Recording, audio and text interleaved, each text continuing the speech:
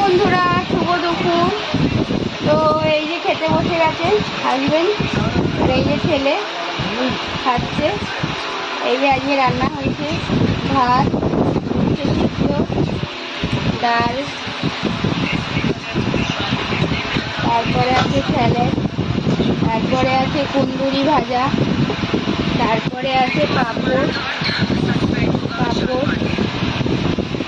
তারপরে আছে ডিমের ঝোল।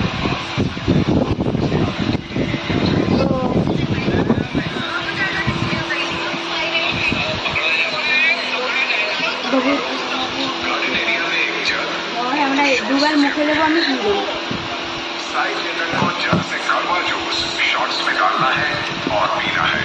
এ মা উঁচু কর, উঁচু কর। তো এই যে খাচ্ছি, ওভাবে